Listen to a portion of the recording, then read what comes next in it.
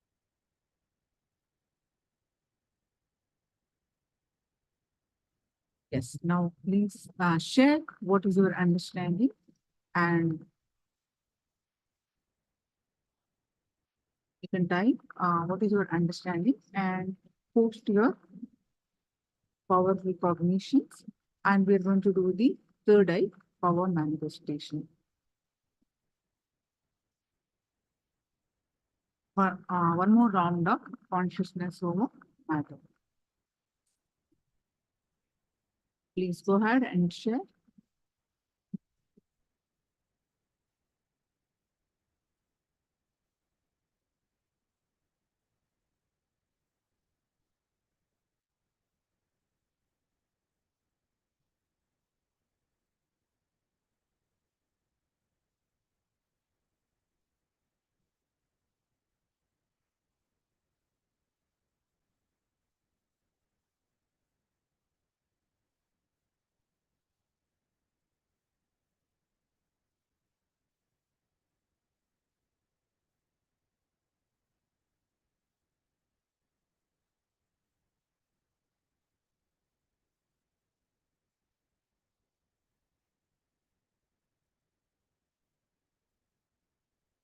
Yes, now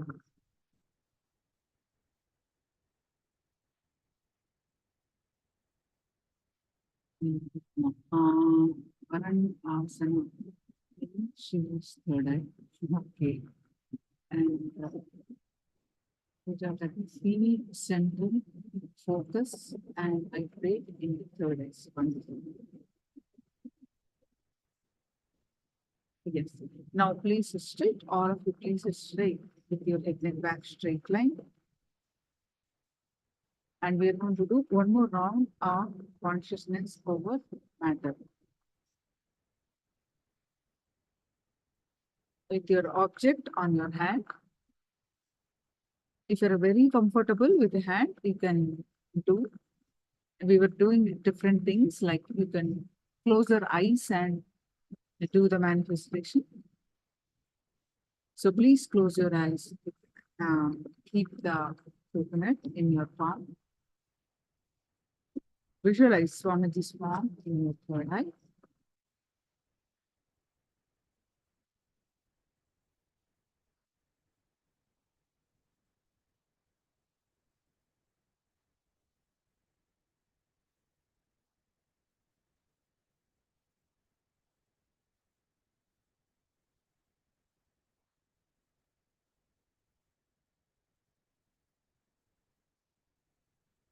Any thought that is coming now, let it come, let it go. Just sit with complete awareness on the third eye.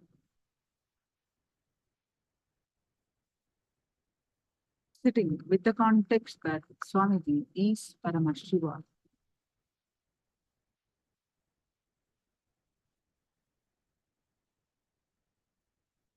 And meditating on the form of Swamiji awakens the Kundalini Shakti. Sit with this context. Any thoughts that are coming, let it come, let it go. You bring your awareness to your third eye again and again. With this face, start chanting the Mahavakya. Om Nithyananda Paramashivoham. Intensely chant the Mahavakya and experience this space of oneness.